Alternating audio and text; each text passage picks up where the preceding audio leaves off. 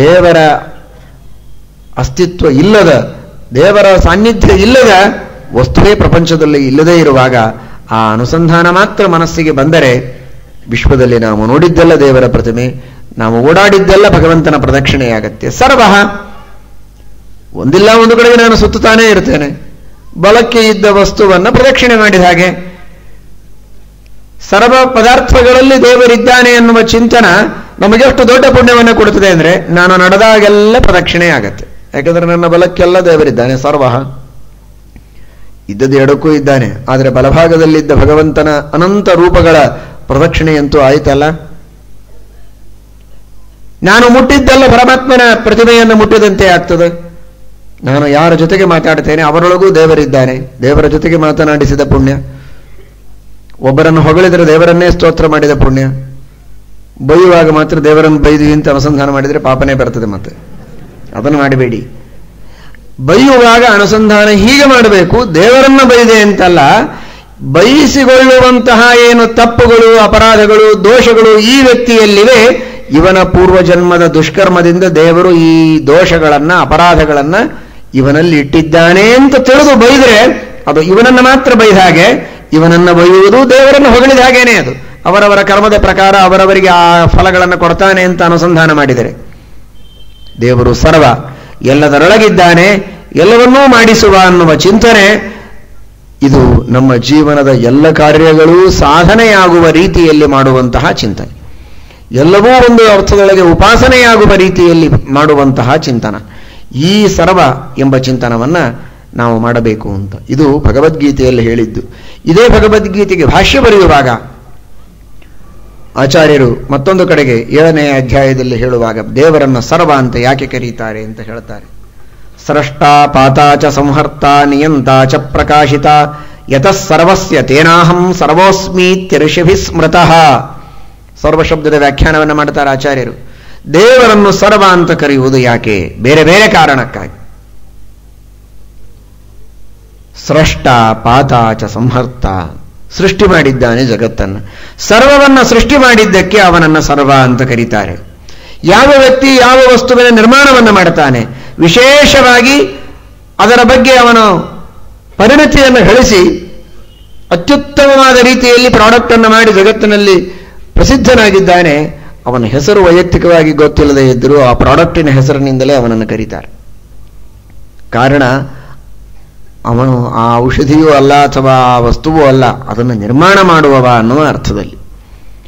ಬಹಳ ಸುಂದರವಾಗಿ ಭಾರಿ ಉತ್ತಮವಾದ ರೀತಿಯಲ್ಲಿ ಯಾವುದೋ ಒಂದು ಅಡಿಗೆಯನ್ನು ಮಾಡುವುದರೊಳಗೆ ಸ್ಪೆಷಲಿಸ್ಟ್ ಇದ್ದ ಅಂದರೆ ಅದೇ ಹೆಸರಿನಿಂದ ಅವನನ್ನು ಕರೆಯುವುದು. ಅದರ ಉದ್ದೇಶ ಅಷ್ಟು ಚೆನ್ನಾಗಿ ಅದನ್ನು ಮಾಡ್ತಾನೆ ಅಂತ. ಜಿಲೇಬಿ ಮಾಡೋದ್ರೊಳಗೆ ಸ್ಪೆಷಲಿಸ್ಟ್ ಇರ್ಬೋದು, ಬಾಸುಂದೆ ಮಾಡೋದ್ರೊಳಗೆ ಸ್ಪೆಷಲಿಸ್ಟ್ ಇರ್ಬೋದು, ಅದೇ ಹೆಸರಿನಿಂದ ಕರೆಯುವುದು. ಕೆಲವರು ಕೆಡಿಸೋದ್ರೊಳಗೂ ಸ್ಪೆಷಲಿಸ್ಟ್ ಇರ್ತಾರೆ, ನೆನಪಿಡುವ ಹಾಗೆ ಕೆಡಿಸಿರ್ತಾರೆ. ಸಾಕಷ್ಟು ಸಾವಿರಾರು ರೂಪಾಯಿಗಳನ್ನು ಖರ್ಚು ಮಾಡಿ ಎಲ್ಲ ಪದಾರ್ಥಗಳನ್ನು ತಂದು ಕೊಟ್ಟಾಗ ಏನೋ ಮಾಡಿ ಕೆಡಿಸಿಟ್ಬಿಟ್ರೆ ಅದೇ ಹೆಸರಿನಿಂದೇ ಕರೆಯೋದಾಗ ಅವರು. ಯಾಕೆಂದ್ರೆ ಅವತ್ತು ಪಾಯಸ ಕೆಡಿಸಿದ ಅಂತ ಪಾಯಸ ಅಂತ ಹೆಸರಿಟ್ಬಿಡೋದು. ಬಹಳ ಚೆನ್ನಾಗಿ ಜಿಲೇಬಿ ಮಾಡಿದ ಅಂದ್ರೆ ಜಿಲೇಬಿ ಅಂತ ಹೆಸರಿಡೋದು. ಯಾವಾಗಲೂ ಕೈಕೊಂಡು ಕೂತಿರ್ತಾನೆ ಅಂತಾದರೆ ತಮಗೆ ಈ ಥಾಲಿ ಮೇಲೆ ಬಹಳ ಅಭಿಮಾನ ಕೆಲವರಿಗೆ. ವಿಶೇಷವಾಗಿ ಮಠಕ್ಕೆ ಬಂದಾಗ ಕಳೀತಿದೆ ಅಂತ ಗಾಬರಿ, ಎಲ್ಲಿ ಹೋದರೂ ಬಿಟ್ಟು ಹೋಗ್ತಾ ಇರೋದಿಲ್ಲ. ನಮಸ್ಕಾರ ಮಾಡಿದ್ರು ಒಂದು ತಮ್ಗಿ ಥಾಲಿ ಹಿಡ್ಕೊಂಡೆ ಗೋವಿಂದ ಅಂತ. ಅಷ್ಟರ ಮಟ್ಟಿಗೆ ಅದರ ಮೇಲೆ ಪ್ರೀತಿ. ಸುಮ್ಮನೆ ಎಲ್ಲರಿರೋ ಹಾಗಿದ್ರೆ ಯಾರೇನು ಅನ್ನೋದಿಲ್ಲ. ಅತಿಯಾದ ಅಭಿಮಾನ, ಭಾರೀ ಅದರ ರಕ್ಷಣೆಯ ಬಗ್ಗೆ ಕಾಳಜಿ ವಹಿಸಿದ ಅಂದ್ರೆ ತಮ್ಗೆ ಆಚಾರ ಅಂತ ಹೆಸರು ಬಿದ್ದು ಬಿಡ್ತದೆ. ಬೇರೆ ಬೇರೆ ಕಾರಣಗಳಿಂದ ಮನುಷ್ಯನಿಗೆ ಹೆಸರು ಬೀಳುತ್ತದೆ. ಕೆಲವರಿಗೆ ಸೇರ್ತದೆ, ತಿಂತಾರೆ, ಭೋಗ ಮಾಡ್ತಾರೆ, ಬಹಳ ಬಹಳ ಸಕ್ರೆ ತಿಂತಾರೆ ಅಂದ್ರೆ ಸಕ್ರೆ ಆಚಾರು ಅಂತ ಆಗ್ತಾರೆ. ಹೀಗೆ ಬೇರೆ ಬೇರೆ ಹೆಸರುಗಳು ಬರ್ತದೆ. ಶ್ರೀಮದಾಚಾರ್ಯರಂತಾರೆ, ವ್ಯವಹಾರದೊಳಗೆ ಇರುವ ಎಲ್ಲ ವಿಧವಾದ ಈ ಹಿನ್ನೆಲೆಗಳನ್ನು ತಿಳಿದುಕೊಂಡು ವೇದದ, ಉಪನಿಷತ್ತಿನ, ಭಗವದ್ಗೀತೆಯ ಮಾತುಗಳಿಗೆ ಅರ್ಥ ಮಾಡಿಕೊಳ್ಳಿ ಅಂತಾರೆ. ಇದೆಲ್ಲವೂ ದೇವರಲ್ಲಿದೆ ಅಂತಾರೆ ಆಚಾರ್ಯರು. ಚೆನ್ನಾಗಿ ಮಾಡ್ತಾನೆ ಅನ್ನುವುದಕ್ಕೆ ಹೆಸರು ಬೀಳುತ್ತಲ್ಲ, ಸ್ರಷ್ಟ. ಮೇಲಿಂದ ಮೇಲೆ ಒಂದೇ ಅಡಿಗೆಯನ್ನು ಭಾರೀ ರುಚಿಯಾಗಿ ಮಾಡ್ತಾನೆ ಅಂತ ಅನಾದಿ ಕಾಲದಿಂದ ಇಂತಹ ಜಗತ್ತನ್ನ ಮಾಡ್ತಾ ಬಂದಿದ್ದಾನೆ. ಭಾರೀ ಸ್ಪೆಷಲಿಸ್ಟು ಅಂದ್ರೆ ಏನು? ಅದು ಇನ್ನೊಬ್ಬರಿಗೆ ಕೊಟ್ಟೇ ಇಲ್ಲ ದೇವರು. ಸಮಗ್ರವಾದ ಜಗತ್ತಿನ ನಿರ್ಮಾಣ ಮಾಡುವ ಪೂರ್ಣವಾದ ಕಾರ್ಯವನ್ನ ಅಂದಿನಿಂದ ಇಂದಿನವರೆಗೆ ಇನ್ನನಂತ ಕಾಲದವರೆಗೆ ಒಬ್ಬನೇ ಮಾಡ್ತಾನೆ. ಹೀಗಾಗಿ ಆ ಪರಮಾತ್ಮನನ್ನೇ ಜಗತ್ತು ಅಂತ ಕರಿತೇವೆ. ಮತ್ತೆ ಪ್ರೀತಿಯಿಂದ ತಮಗಿ ಥಾಲಿ ನೀವು ರಕ್ಷಣೆ ಮಾಡಿದಾಗ ಇಡೀ ಜಗತ್ತನ್ನೇ ದೇವರ ರಕ್ಷಣೆ ಮಾಡ್ತಾನೆ. ನಿಮ್ಮ ಚೀಲ, ನಿಮ್ಮ ತಮಗಿ, ನಿಮ್ಮ ಪರ್ಸು ನೀವು ಬಿಟ್ಟು ಸರಿಯೋದಿಲ್ಲ. ಮೊಬೈಲು ದೇವರು ಬಿಟ್ಟು ಸರಿಯೋದಿಲ್ಲ, ಯಾವಾಗಲೂ ತನ್ನೊಳಗೆ ಇಟ್ಟುಕೊಂಡಿದ್ದಾನೆ. ಅನಾಮರೂಪಾತ್ಮ ನಿರಾಮರೂಪನಿ ವಿಧಿತ್ಸಮಾನೋನು ಸಸಾರ ಎಂಬುದಾಗಿ ಭಾಗವತ ಹೇಳುತ್ತದೆ. ತನ್ನೊಳಗೆ ಈ ಜಗತ್ತಿನ ಸೃಷ್ಟಿ ಮಾಡುತ್ತಾನೆ. ಅಷ್ಟು ಪ್ರೀತಿಯಿಂದ ಇದನ್ನು ತಾನು ಸಾಕಿದ್ದಾನೆ ದೇವರು. ಹಾಗಾದ್ರೆ ಸೃಷ್ಟಿ ಮಾಡ್ತಾನೆ, ಪ್ರೀತಿಯಿಂದ ಇದನ್ನೇ ಸಾಕ್ತಾ, ಇದನ್ನು ಯಾವಾಗಲೂ ತನ್ನ ಮೇಲೇನೆ ಇಟ್ಕೊಂಡಿರ್ತಾನೆ. ಮತ್ತು ಕೆಡಿಸ್ತಾನೆ. ಪ್ರಳಯ ಮಾಡೋದು ಅಂದ್ರೆ ಏನು? ಮತ್ತೆ ಹಾಳು ಮಾಡಿಬಿಡ್ತಾನೆ.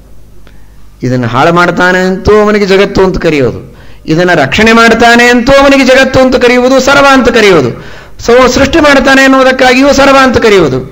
ಯಾವ ವ್ಯಕ್ತಿ ಯಾವುದನ್ನು ಕಂಡು ಹಿಡುತ್ತಾನೆ ಅವನ ಹೆಸರಿನಲ್ಲಿ ಆ ವಸ್ತು ಪ್ರಸಿದ್ಧವಾಗ್ತದೆ. ಹೊಸದಾಗಿ ವಿಜ್ಞಾನಿಗಳು ಏನಾದರೂ ಸಂಶೋಧನೆ ಮಾಡಿ ಕಂಡು ಹಿಡಿದರೆ ಅವರ ಹೆಸರಿನಲ್ಲಿ ಪ್ರಸಿದ್ಧವಾಗ್ತದೆ. ದೇವರು ಇದನ್ನೆಲ್ಲ ನಮಗೆ ತೋರಿಸಿಕೊಟ್ಟ. ಆ ವಿಜ್ಞಾನಿ ಈ ಹೊಸ ವಸ್ತುವನ್ನ, ತತ್ವವನ್ನ ಕಂಡು ಹಿಡಿದು ತೋರಿಸಿದ್ದಕ್ಕೆ ಅವನ ಹೆಸರು ಬರೋದಾದರೆ, ಇಡೀ ಜಗತ್ತನ್ನ ಪ್ರಕಾಶಿತ ತೋರಿಸುವವನೇ ದೇವರು. ನಮಗೆ ನೋಡ್ಲಿಕ್ಕೆ ಕಣ್ಣಿದೆ, ನೋಡೋ ಶಕ್ತಿ ಇದೆ, ವಿಚಾರ ಮಾಡ್ಲಿಕ್ಕೆ ಮನಸ್ಸಿದೆ, ತಿಳಿದುಕೊಳ್ಳೋ ಶಕ್ತಿ ಇದೆ, ಕೇಳೋ ಶಕ್ತಿ ಎಲ್ಲ ಇದೆ. ಇದ್ದರೂ ಕೂಡ ಆ ವಸ್ತುವಿನ ಬಗ್ಗೆ ಗಮನ ಹೋಗಿರೋದಿಲ್ಲ. ಅದನ್ನು ಎತ್ತಿ ತೋರಿಸಿಕೊಡುತ್ತಾರೆ ಅನ್ನೋದಕ್ಕೆ ಅವರ ಹೆಸರಿನಲ್ಲಿ ಆ ವಸ್ತು ಪ್ರಸಿದ್ಧವಾಗ್ತದೆ.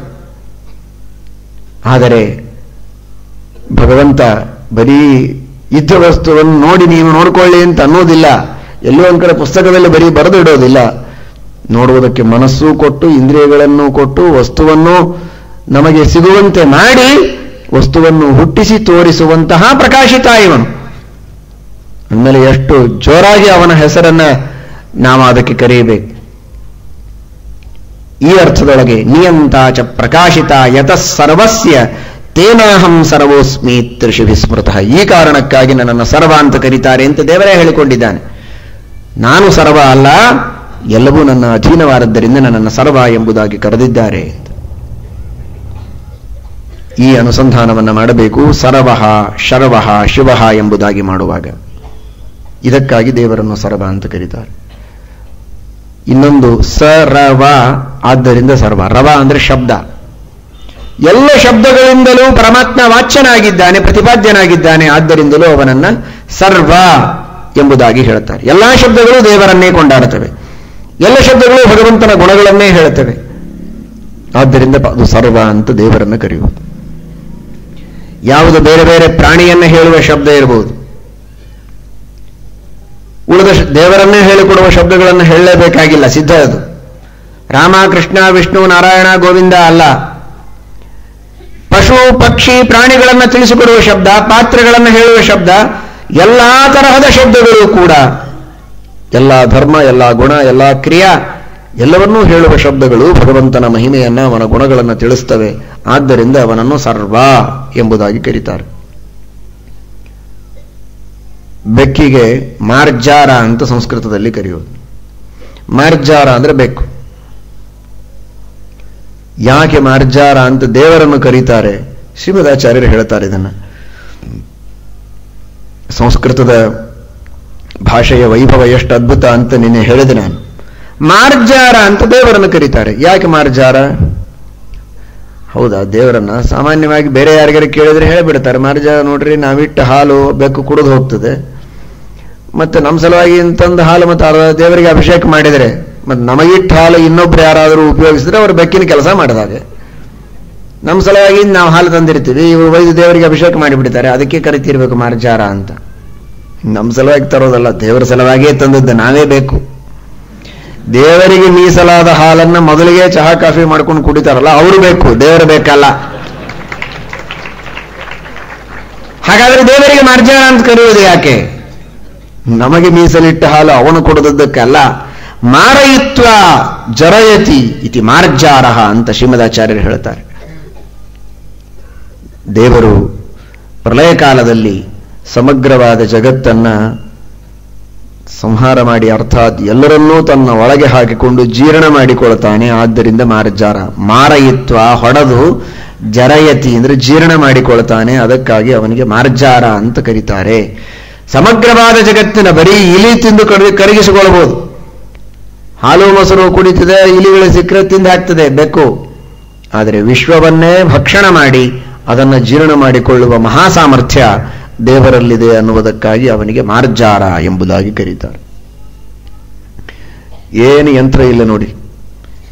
ಇವತ್ತು ಸಾಮಾನ್ಯವಾಗಿ ಏನಾದರೂ ಒಂದು ಪ್ಲಾಸ್ಟಿಕ್ಕು, ಬೇರೆ ಬೇರೆ ಅಥವಾ ಕಾಗದಗಳು ಎಲ್ಲ ತೆಗೆದುಕೊಂಡು ಹೋಗ್ತಾರೆ. ಅದನ್ನು ಹೋಗಿ ಮತ್ತೆ ಮಷಿನ್ ಒಳಗೆ ಅದನ್ನು ಎಲ್ಲ ಮಿಶ್ರಣ ಮಾಡಿ ಮತ್ತೆ ರೀಸೈಕಲ್ ಮಾಡೋದಕ್ಕೆ, ಬೇರೆ ರೀತಿಯಲ್ಲಿ ಅದನ್ನು ಉಪಯೋಗಿಸೋದಕ್ಕೆ ಕರಗಿಸಿ ಹೊಸದಾಗಿ ತಯಾರು ಮಾಡ್ತಾರೆ. ಅದಕ್ಕೆ ದೊಡ್ಡ ದೊಡ್ಡ ಫ್ಯಾಕ್ಟರಿಗಳು ಲಕ್ಷಾಂತರ ಖರ್ಚು, ಕೋಟ್ಯಂತರ ವೆಚ್ಚ ಮಾಡಿ ಅದನ್ನು ಮತ್ತೆ ತಿರುಗಿ ಉಪಯೋಗಿಸುವ ಪ್ರಯತ್ನ. ಉಪ್ಪು ನೀರು ಮತ್ತೆ ಸಿಹಿ ನೀರಾಗಬೇಕು, ಅದಕ್ಕೆ ಬಹಳ ಕಷ್ಟಪಡ್ತಾರೆ. ನಾನಾ ರೀತಿಯ ವಿಧಾನಗಳೆಲ್ಲ ಇದೆ. ಹೊಲಸು ನೀರನ್ನು ಸ್ವಚ್ಛ ಮಾಡೋದಕ್ಕೆ, ಅಶುದ್ಧವಾದ ನೀರನ್ನು ಮತ್ತೆ ಶುದ್ಧ ಮಾಡುವಂತಹ ಫ್ಯಾಕ್ಟರಿಗಳಲ್ಲಿರುವಂತಹ ಮಷಿನ್ಗಳು ಎಷ್ಟು ಖರ್ಚಿನ ಕೆಲಸ ಅದು. ಇಷ್ಟೆಲ್ಲ ಕೆಲಸ ಇರ್ತದೆ. ಏನೋ ಒಂದು ಎಷ್ಟು ನೀರು, ಅವರಿಗೆ ಬೇಕಾಗುವ ನೀರೆಷ್ಟು, ಅಲ್ಪ ಸ್ವಲ್ಪ ನೀರು, ಅಲ್ಪ ಸ್ವಲ್ಪ ಕಾಗದ, ಪ್ಲಾಸ್ಟಿಕ್ ಇವುಗಳನ್ನೇ ಶುದ್ಧ ಮಾಡಿಕೊಂಡು ಪುನಃ ಉಪಯೋಗಿಸಬೇಕಾದರೆ ಇಷ್ಟೆಲ್ಲ ವಿಧಾನ ಇದೆ. ದೇವರು ಈ ಜಗತ್ತನ್ನ ಸಂಹಾರ ಮಾಡಿ ಮತ್ತೆ ಹೊಸ ಜಗತ್ತಿನ ಸೃಷ್ಟಿ ಮಾಡ್ತಾನಲ್ಲ, ಹೊಸ ಜಗತ್ತಿನ ಸೃಷ್ಟಿ ಮಾಡಬೇಕಾದ್ರೆ ಎಲ್ಲಿಂದ ಮಾಡ್ತಾನೆ? ಅವನಿಗೆ ಬೇರೆ ತಗೊಳ್ಳಿಕ್ಕೆ ಬರತ್ತೆ, ತಗೊಳ್ಳೋದಿಲ್ಲ. ಇದೇನೋ ಅತ್ಯಂತ ಅವ್ಯವಸ್ಥಿತವಾದ ರೀತಿಯಲ್ಲಿ ಜಗತ್ತಿನ ನಾನಾ ವಿಧವಾದ ಕಲ್ಲು, ಮಣ್ಣು, ಗಿಡ, ಪರ್ವತ, ಸಮುದ್ರ, ನದಿ, ಇಡೀ ವಿಶ್ವದ ಸಮಗ್ರವಾದಂತಹ ಎಲ್ಲಾ ಪ್ರಕೃತಿಯ ಅಂಶಗಳೇನಿವೆ ಇದೆಲ್ಲವನ್ನೂ ತಿಂದು ತಾನೇ ಜೀರ್ಣ ಮಾಡಿಕೊಂಡು ತನ್ನ ಹೊಟ್ಟೆಯೊಳಗೆ ಎಲ್ಲ ಶುದ್ಧ ಮಾಡಿ ಮತ್ತೆ ಹೊಸ ಸೃಷ್ಟಿಗೆ ಇದನ್ನೇ ಹೊರಗೆ ತೆಗಿತಾನೆ. ಬೇರೆ ಫ್ಯಾಕ್ಟ್ರಿ ಇಲ್ಲ ಅದಕ್ಕೆ, ದೇವರ ಹೊಟ್ಟೆನೇ ಫ್ಯಾಕ್ಟ್ರಿ. ಒಳ್ಳೆ ಉಪಾಯ ಹೇಳಿದ್ರು ಬಿಡ್ರಿ, ನಾವು ಹಿಂಗೆ ಮಾಡ್ತೀವಿ ಅಂತ ಯಾರು ತಿನ್ಲಿಕ್ಕೆ ಹೋಗ್ಬೇಡ್ರಿ. ಪ್ಲಾಸ್ಟಿಕ್ಕು, ಕಾಗದ ಬಾಯಿಯಲ್ಲಿ ಕೆಲವುದು ಮಾತ್ರ ಆದರ್ಶ, ಎಲ್ಲವೂ ಆದರ್ಶ ಅಲ್ಲ. ದೂರದಿಂದ ತಿಳಿದು ನಮಸ್ಕಾರ ಮಾಡಬೇಕಷ್ಟೇ. ವಿಶ್ವವನ್ನೇ ತಿಂದು ಅದನ್ನು ಜೀರ್ಣ ಮಾಡಿಕೊಂಡು ಮೂಲ ಪ್ರಕೃತಿಯ ರೂಪದಲ್ಲಿ ಆ ಎಲ್ಲವನ್ನೂ ಕೂಡ ಮುದ್ದೆ ಮಾಡಿ ಮತ್ತೆ ಹೊರಗೆ ತೆಗೆದು ಅದರಿಂದ ಈ ಜಗತ್ತಿನ ಸೃಷ್ಟಿಯನ್ನು ಮತ್ತೆ ಮುಂದಿನ ಕಲ್ಪದಲ್ಲಿ ದೇವರು ಮಾಡ್ತಾನೆ ಅಂತ ಹೇಳ್ತಾರೆ. ಇದು ಭಗವಂತನ ಅದ್ಭುತವಾದಂತಹ ಲೀಲೆ. ಇದಕ್ಕಾಗಿ ದೇವರನ್ನ ಮಾರ್ಜಾರ ಅಂತ ಕರೀತಾರೆ. ನೋಡಿ, ಮಾರ್ಜಾರ ಅಂದ್ರೆ ಅತೀ ತುಚ್ಛವಾದ ಸಾಮಾನ್ಯವಾದ ಒಂದು ಪ್ರಾಣಿ. ಆದರೆ ಅಂತಹ ಪ್ರಾಣಿಯನ್ನು ಹೇಳಿಕೊಡುವ ಶಬ್ದ ಇದು ಆ ಪ್ರಾಣಿಯ ಮಟ್ಟದಲ್ಲಿ ಬಹಳ ಸಣ್ಣ ಅರ್ಥವನ್ನು ಹೇಳ್ತದೆ. ಏನೋ ಇಲ್ಲಿ ತಿಂದು ಜೀರ್ಣ ಮಾಡಿಕೊಳ್ತದೆ ಅಷ್ಟೇ ಅದು. ಆದರೆ ವಿಶ್ವವನ್ನೇ ತಿಂದು ಜೀರ್ಣ ಮಾಡಿಕೊಳ್ಳುವ ಭಗವಂತನ ಅದ್ಭುತ ಮಹಿಮೆಯನ್ನ ಮಾರ್ಜಾರ ಎಂಬ ಶಬ್ದ ಹೇಳ್ತದೆ. ದೇವರನ್ನ ಮೂಷಕ ಅಂತ ಕರೀತಾರೆ. ಮೂಷಕ ಅಂದ್ರೆ ಇಲಿ. ಇವೆಲ್ಲ ಕೇವಲ ಮೊನ್ನೆ ಹೇಳಿದ ಹಾಗೆ ದೇವರ ಹೆಸರುಗಳು ಅಂತ ತಿಳ್ಕೊಳ್ಳಿಕ್ಕಷ್ಟೇ, ಹೆಸರು ಇಡೋದಕ್ಕಲ್ಲ ಇವು. ಇವೆಲ್ಲ ದೇವರ ಹೆಸರು ಅಂತ ಮಗನಿಗೆ ಮೂಷಕ ಅಂತ ಇಡ್ಲಿಕ್ಕೆ ಹೋಗಬೇಡಿ. ಏನಿಲ್ಲದೆ ಇನ್ನೊಬ್ಬರದೆಲ್ಲ ಹರಿದು ಕದ್ದು ತಿನ್ನೋ ಸ್ವಭಾವ ಇರ್ತದೆ. ಹೆಸರಷ್ಟು ಇಟ್ಬಿಟ್ರೆ ಅದಕ್ಕೆ ಸಾರ್ಥಕ ಆಗುವ ರೀತಿಯಲ್ಲಿ ಜೀವನ ಮಾಡಿ ಯಾರು ಬೇಡ. ಆದರೆ ದೇವರನ್ನ ಹೊಗಳುವ ಶಬ್ದ ಇಷ್ಟನ್ನು ಮಾತ್ರ ತಿಳಿಯೋದು. ಇಡೋ ಹೆಸರುಗಳು ಬೇರೆ ಇದೆ. ಮೂಷಕ ಅಂತೂ ದೇವರನ್ನ ಕರೀತಾರೆ. ಮೂಷಕ ಅಂದ್ರೆ ಇಲಿ. ಆದರೆ ಪರಮಾತ್ಮನಿಗೆ ಯಾಕೆ ಮೂಷಕ ಅಂದ್ರೆ ಮೋಷಣಾನ್ ಮೂಷಕೋ ಹರಿಹಿ ಅಂತ. ದೇವರು ಕಳ್ಳತನ ಮಾಡ್ತಾನೆ, ಆದ್ದರಿಂದ ಅವನಿಗೆ ಮೂಷಕ ಅಂತಾರೆ. ಕಳ್ಳತನ ಮಾಡು ಅಂತ ಅರ್ಥ ಇದೆ. ಮೂಷಕ ಅಂದ್ರೆ ಕಳ್ಳತನ ಮಾಡುವ ವಸ್ತು, ವ್ಯಕ್ತಿ. ದೇವರು ಕಳ್ಳತನ ಮಾಡ್ತಾನೆ, ಆದ್ದರಿಂದ ಮೂಷಕ ಅಂತ. ನಿಜವಾಗಿ ಇದು ಬಹಳ ದೊಡ್ಡ ಸಮಸ್ಯೆ. ಕಳ್ಳತನ ಮಾಡಬೇಕು ಅಂದ್ರೆ ದೇವರು ಮಾಡೋ ಹಾಗಿಲ್ಲ, ಸಮಸ್ಯೆ ಇದೆ. ಏನು ಸಮಸ್ಯೆ ಇದೆ? ಕಳ್ಳತನಕ್ಕೊಂದು ಪರಿಭಾಷೆ ಇದೆ. ನಾನು ಕಳ್ಳತನ ಮಾಡಿ ಸಿಗಬೇಕು ಅಂತ ಅಪೇಕ್ಷೆ ಪಟ್ಟರೂ ಸಿಗೋ ಹಾಗಿಲ್ಲ, ಹಾಗಿರ್ತದೆ ಕೆಲವರದು. ಯಾಕೆ? ದೇವರು ಕಳ್ಳತನ ಮಾಡುವುದು ಅಂದ್ರೆ ಏನು ಮಾಡಬೇಕು? ಇನ್ನೊಬ್ಬರದು ತನ್ನದಲ್ಲದೇ ಇದ್ದದ್ದನ್ನು ತಾನು ತೆಗೆದುಕೊಂಡ್ರೆ ಅದು ಕಳ್ಳತನ ಆಗ್ತದೆ. ಅದಾಗೋದೇ ಇಲ್ಲಲ್ಲ ದೇವರಿಗೆ. ತನ್ನದಲ್ಲದೇ ಇದ್ದದ್ದು ಅಂತ ಯಾವುದೂ ಇಲ್ಲವೇ ಇಲ್ಲ. ಯಾವುದು ತನ್ನದಲ್ಲ ಅನ್ನುವುದಕ್ಕಾಗಿ ಅದನ್ನು ತೆಗೆದುಕೊಂಡ ದೇವರನ್ನ ಕಳ್ಳ ಅಂತ ನಾವು ಹೇಳಬೇಕು. ಅಂತವರೇ ಬೆಣ್ಣೆ ಕಳ್ಳ ಕೃಷ್ಣ ಅಂತ ಅರ್ಥ ಇಲ್ಲ ಆ ಮಾತಿಗೆ. ಅವನದೇ ಬೆಣ್ಣೆ ಅವನು ತೆಗೆದುಕೊಂಡಿದ್ದಾನೆ. ಈ ಗೋಪಾಲಕರ ಬೆಣ್ಣೆ ಎಲ್ಲ ಅದು. ಆಕಳುಗಳನ್ನು ಹುಟ್ಟಿಸಿದ್ದು ಅವನೇ, ಹುಲ್ಲುಗಳನ್ನು ಸೃಷ್ಟಿ ಮಾಡಿದ್ದು ಅವನೇ. ಎಲ್ಲಿದೆ ಗೋಪಾಲಕರ ಸ್ವಾತಂತ್ರ್ಯ? ಹುಲ್ಲು ತಿಂದಾಗ ಆಕಳಿನ ಹೊಟ್ಟೆಯಲ್ಲಿ ಹಾಲಾಗುವ ಒಂದು ವ್ಯವಸ್ಥೆಯನ್ನ ಅದರ ದೇಹದಲ್ಲಿ ಫಂಕ್ಷನ್ ಮಾಡೋ ಹಾಗೆ ಅಂತಹ ಒಂದು ಸಿಸ್ಟಮ್ ತಯಾರು ಮಾಡಿಕೊಟ್ಟಿದ್ದಾನೆ. ಅದಕ್ಕೆ ಸ್ವಾತಂತ್ರ್ಯ ಗೋಪಾಲಕರಿಗಿದ್ರೆ ಯಾಕೆ ಆಕಳ ಕಾಯ್ತಾ ದನ ಕಾಯ್ತಾ ಯಾಕೆ ಬೆನ್ನು ಹತ್ತಬೇಕು? ಬಿಸಿಲು ಬಿಸಿಲು ತಿರುಗಿ ತಾನೇ ತಿಂದು ಹಾಲು ಮಾಡ್ಕೋಬಹುದಾಗಿತ್ತಲ್ಲ. ಇಲ್ಲ, ಆಕಳಿಗೆ ಪರವಶರಾಗಿದ್ದಾರೆ ಇವರು, ಅದು ಮಾತ್ರ ಹಾಲು ಮಾಡಬಲ್ಲದು. ಹಾಗಾದರೆ ಅದರಲ್ಲಿ ಮಾತ್ರ ಆ ಸಿಸ್ಟಮ್ ಮಾಡಿದವನು ಗೋಪಾಲಕೃಷ್ಣ. ತಾನೇ ಆಕಳನ್ನ ಸೃಷ್ಟಿ ಮಾಡಿದ, ಅದರೊಳಗೆ ಆ ಸಿಸ್ಟಮ್ ಮಾಡಿಕೊಟ್ಟ, ಹುಲ್ಲು ಸೃಷ್ಟಿ ಮಾಡಿದ, ಹಾಲು ಮಾಡುತ್ತಾನೆ. ಬ್ಯಾಕ್ಟೀರಿಯಾಸು ಅದರೊಳಗೆ ಇದ್ದಾಗ ಅದು ಮೊಸರಾಗುವಂತೆ ಮಾಡುವವನು ಅವನೇ. ವಯೋಂಬುವಚ್ಚ ತತ್ರಾಪಿ, ಆ ಜಂತುಗಳನ್ನು ಸೃಷ್ಟಿ ಮಾಡಿ ಅದರ ದ್ವಾರ ಮೊಸರನ್ನು ಮಾಡುತ್ತಾನೆ. ಮೊಸರಿನೊಳಗೆ ಬೆಣ್ಣೆಯನ್ನೂ ಇಟ್ಟಿದ್ದಾನೆ. ಎಲ್ಲವೂ ದೇವರದಿದೆ. ಇಷ್ಟಿದ್ದ ಮೇಲೆ ದೇವರು ಇನ್ನೊಬ್ಬರದೇನು ಕದಿಯೋದು? ಅವನಿಗೆ ನೈವೇದ್ಯ ಮಾಡಿ ತಿನ್ನುವವರಿದ್ದಾರಲ್ಲ ಅವರೇ ಮಹಾಕಳ್ಳರು. ಈಗ ಆದದ್ದೇನಿದೆ ಪರಿಸ್ಥಿತಿ ಅಂದರೆ, ನಿಜವಾಗಿ ನಾವು ಕಳ್ಳತನ ಮಾಡಿ ತೆಗೆದುಕೊಂಡು ಬಂದ್ಬಿಟ್ಟಿದ್ದೀವಿ. ಈಗ ದೇವರ ಸ್ವತ್ತು ದೇವರ ಸಂಪತ್ತನ್ನು ಕಳ್ಳತನ ಮಾಡಿ ನಾವು ತಂದು ನಿಜವಾದ ಯಜಮಾನನೇ ಬಂದು ಅದನ್ನು ತಿರುಗಿ ತೆಗೆದುಕೊಂಡು ಹೋದರೆ ಅವನ ಬಗ್ಗೆ ಕಳ್ಳ ಅಂತ ನಾವು ಪೊಲೀಸ್ ಕಂಪ್ಲೇಂಟ್ ಕೊಟ್ಟಾಗಿದೆ. ಹೋಗಿ ಇನ್ನೊಬ್ಬರ ಮನೆಯಲ್ಲಿ ಪೆಟ್ಟಿಗೆ ತಂದ್ಬಿಡೋದು, ನಮ್ಮಲ್ಲಿ ಇಟ್ಟುಕೊಂಡು ನಮ್ಮ ಮನೆಯಿಂದ ನನ್ನದ್ಯಾಕೆ ತಗೊಂಡು ಬಂದಿ ಅಂತ ಅವನ ಜಗಳಾಡಿ ಕಸಿದುಕೊಂಡು ಹೋದರೆ ಇವನು ಕದ್ದಿದ್ದಾನೆ ಅಂತ ಪೊಲೀಸ್ ಕಂಪ್ಲೇಂಟ್ ಕೊಟ್ಟರೆ ಎಂತಹ ಮೂರ್ಖತನವೋ, ಎಂತಹ ವಂಚನೆ ಅನ್ಯಾಯವೋ ಆ ಕೆಲಸ ಇದು. ಕೃಷ್ಣನನ್ನ ಕಳ್ಳ ಅಂತ ಕರೆಯೋದು. ದೇವರದೇ ಆದದ್ದನ್ನು ಉಳಿದವರು ಬೆಳೆಸಿ ತನ್ನ ಸ್ವಾತಂತ್ರ್ಯ ಇರುವ ಆ ವಸ್ತುವನ್ನ ತಾನ ದೇವರು ಮತ್ತೆ ಅಧಿಕಾರದಿಂದ ಸ್ವೀಕಾರ ಮಾಡಿದರೆ ಅವನನ್ನ ಕಳ್ಳ ಅಂದರೆ ಕಳ್ಳ ಅಲ್ಲ. ಹಾಗಾದರೆ ಕಳ್ಳತನ ಮಾಡುವಂತಹ ಪ್ರಸಕ್ತಿ ಭಗವಂತನಿಗೆ ಇಲ್ಲ. ಆದರೆ ದೇವರನ್ನು ಮೂಷಕ ಅಂತ ಕರೀತಾರೆ. ಯಾಕೆ ಅಂದರೆ ಶ್ರೀಮದಾಚಾರ್ಯ ಹೇಳಿದ್ರು ಕಳ್ಳತನ ಮಾಡ್ತಾನೆ, ಆದ್ದರಿಂದ ಅವನು ಮೂಷಕ ಅಂದರು. ಒಂದು ಮಾತ್ರ ದೇವರು ಕದಿಯುವುದಕ್ಕೆ ಸಾಧ್ಯ ಇದೆ, ಇನ್ಯಾವುದೂ ಕಳ್ಳತನ ಮಾಡಲಿಕ್ಕೆ ಆಗೋದಿಲ್ಲ. ಯಾಕಂದ್ರೆ ಎಲ್ಲವೂ ಅವನದೇ ಇದೆ, ಹೀಗಾಗಿ ಅವನು ಕಳ್ಳತನ ಮಾಡಲಿಕ್ಕೆ ಆಗೋದಿಲ್ಲ. ಏನ್ ಕಳ್ಳತನ ಮಾಡಬಹುದು? ಯಾವುದು ಅವನದು ಅಲ್ಲವೇ ಅಲ್ಲ ಅದನ್ನು ಕಳ್ಳತನ ಮಾಡಬೇಕು. ಅವನದು ಅಲ್ಲದೇ ಇರುವ ವಸ್ತು ಯಾವುದು? ಪಾಪಗಳು. ಪಾಪಗಳು ಅವನದಲ್ಲ.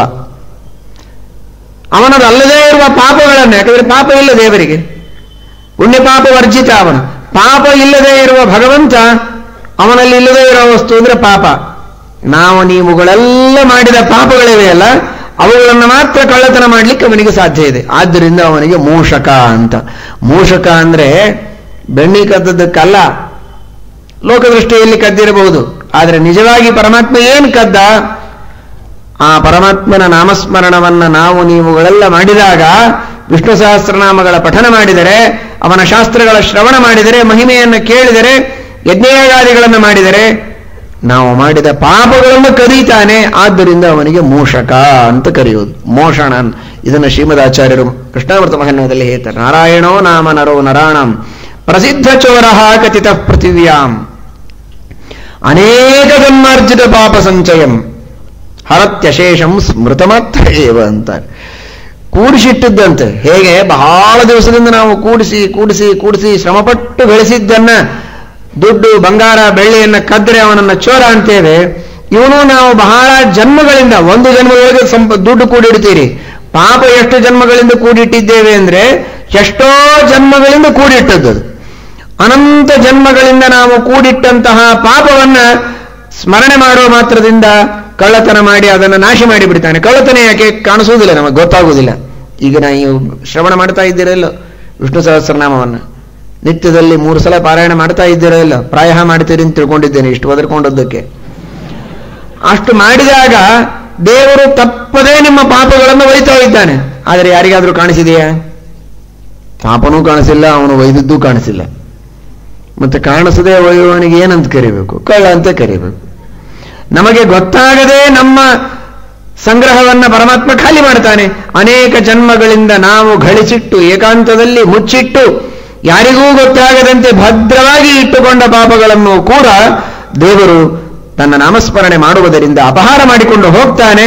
ಈ ಕಾರಣಕ್ಕಾಗಿ ಭಗವಂತನನ್ನ ಮೂಷಕ, ಕಳ್ಳತನ ಮಾಡುವವನು ಅಂತ. ಆದ್ರೆ ಒಂದು ಸಮಸ್ಯೆ ಬರ್ತದೆ. ದೇವರು ಕಳ್ಳತನ ಮಾಡಿದ ಅಂದ್ರೆ ನಮ್ದೆಲ್ಲ ಪಾಪ ಅವನಿಗೆ ಹೋಗಿ ಕೂತಲ್ಲ, ಅವ ಮಹಾಪಾಪಿಷ್ಠ ಆಗಿಬಿಡ್ತಾನೆ ಅಲ್ವಾ? ದೇವರು ಕಳ್ಳತನ ಮಾಡಿದ ಅಂದ್ರೆ ಏನರ್ಥ? ಒಬ್ಬ ಸಾಧು ಕುಳಿತಿದ್ದನಂತೆ, ಅವನಿಗೆ ಎಲ್ಲರೂ ಬಹಳ ಬೈತಾ ಇದ್ರು, ಸುತ್ತಮುತ್ತ ಬಂದ ಜನ ಎಲ್ಲ ಬೈತಾ ಇದ್ರು. ಸುಮ್ಮನೆ ಕೂತಿದ್ದ ಇವನು. ಶಿಷ್ಯರು ಕೇಳಿದ್ರು, ಗುರುಗಳೇ ಏನಾದರೂ ಉತ್ತರ ಕೊಡಿ, ಏನು ಬಯಸ್ಕೊಳ್ತಾ ಇದ್ದೀರಿ, ಹಾಗೇ ಬೈತಾ ಇದ್ದಾರಲ್ಲ, ಸುಮ್ಮನೆ ಇದ್ದೀರಿ, 2 ದಿವಸ ಸುಮ್ಮನೆ ಇರ್ತೀರಿ. ಇರ್ಲಿ ಬಿಡಪ್ಪ ನೋಡೋಣ ಅಂದರು.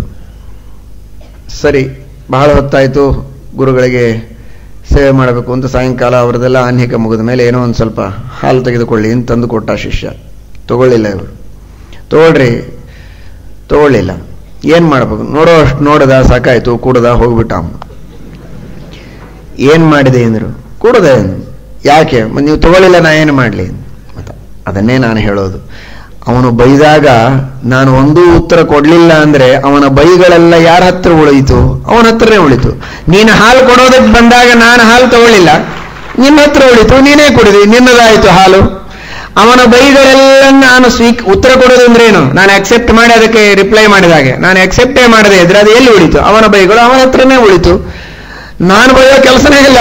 ಅವನು ಬೈದದ್ದು ಯಾವುದನ್ನು ನಾನು ಅಕ್ಸೆಪ್ಟ್ ಮಾಡದೇ ಇದ್ರೆ ಅವನದು ಅವನ ಹತ್ರ ಉಳಿತು.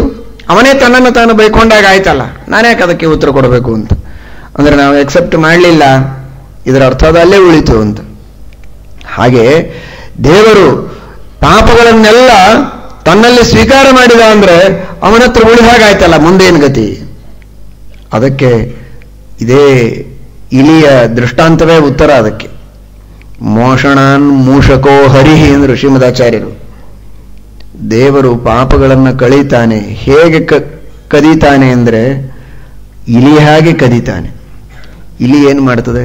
ನಿಮ್ಮ ಪಂಜ ತಗೊಂಡು ಹೋಗ್ತದೆ, ನಿಮ್ಮ ಪುಸ್ತಕ ತಗೊಳ್ತದೆ, ಕತ್ತರಿಸ್ತದೆ. ಏನು ತಿಂತದೇನದು? ತಾನು ತಿಂತದ? ನಿಮ್ಮ ಪಂಜಾದಿಂದ ಹೊಟ್ಟೆ ತುಂಬ್ಕೋತದ? ನಿಮ್ಮ ಕಾಗದದಿಂದ ಹೊಟ್ಟೆ ತುಂಬಿಕೊಳ್ತದ? ಇಲ್ಲ. ಕಟ ಕಟ ಕಟ ಕತ್ತರಿಸಿ ಅಲ್ಲಿ ಒಗೆದು ಹೋಗೋದು ಒಂದೇ ಅದಕ್ಕೆ ತೃಪ್ತಿ, ಇನ್ನೊಂದೇನು ಕೆಲಸ ಇಲ್ಲ. ದೇವರು ಕದಿತಾನಷ್ಟೇ ಹೊರತು ಕದ್ದದ್ದು ತಾನೇನು ತಗೊಳ್ಳೋದಿಲ್ಲ. ಇಲಿ ಕದ್ದಾಗ ಕದಿತಾನೆ, ಆದ್ರಿಂದಲೇ ಅವನಿಗೆ ಮೂಷಕ ಅಂತ ಕರೆಯೋದು. ಪಾಪಗಳನ್ನೇ ಕಟಕಟ ಅಂತ ಕತ್ತರಿಸಿ ಅಲ್ಲಿಯೇ ಹಾಕಿ ಬಿಡ್ತಾನೆ, ಹಾಳು ಮಾಡ್ತಾನೆ. ನಮಗೆ ಪಂಜ ಉಪಯೋಗಕ್ಕೆ ಬಂದಿರಬಾರ್ದು, ಹಾಗೆ ಮಾಡಿಡ್ತಾನೆ ಅಷ್ಟೇ. ಇಲಿ ನಿಮಗೆ ಆ ಪುಸ್ತಕ ಓದ್ಲಿಕ್ಕೆ ಬಂದಿರಬಾರದು, ಪಂಜ ಉಟ್ಕೊಳ್ಳಿಕ್ಕೆ ಬಂದಿರಬಾರದು, ಹಾಗೆ ಛಿದ್ರ ಮಾಡಿ ಬಗೆದು ಬಿಡ್ತದೆ. ತಾನೂ ತಗೊಳ್ಳೋದಿಲ್ಲ. ತಾನೇನು ಭಾರಿ ಶಾಲು ಹೊತ್ಕೊಂಡು ಕೂಡ್ತದೆ ಏನದು? ಇಲ್ಲ. ನಿಮ್ಮ ಶಾಲು ಕತ್ತರಿಸಿ ಒಯ್ಯುತ್ತದೆ ಅಷ್ಟೇ.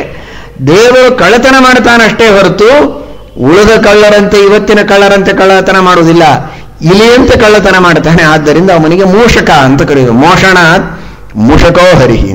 ನೋಡಿ, ಬೆಕ್ಕು, ಇಲಿ ಇವುಗಳನ್ನು ಹೇಳುವ ಮಾರ್ಜಾರ, ಮೂಷಕ, ಇಂತಹ ಶಬ್ದಗಳು ಕೂಡ ಭಗವಂತನ ಗುಣಗಳನ್ನೇ ಹೇಳುತ್ತದೆ.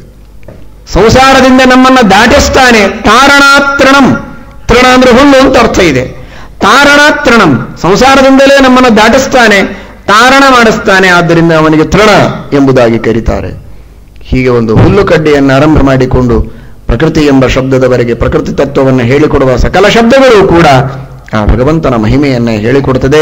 ಅವನ ಅದ್ಭುತವಾದ ಲೀಲೆಯನ್ನು ತಿಳಿಸಿಕೊಡುತ್ತದೆ. ಸ ರವ, ಎಲ್ಲಾ ರವಗಳು, ಎಲ್ಲಾ ಶಬ್ದಗಳು ಆ ಪರಮಾತ್ಮನನ್ನು ತಿಳಿಸಿಕೊಡುತ್ತವೆ. ಆದ್ದರಿಂದ ಅವನಿಗೆ ಸರ್ವ ಎಂಬುದಾಗಿ ಹೇಳ್ತಾರೆ ಅಂತಾರೆ ಶ್ರೀಕೃಷ್ಣ.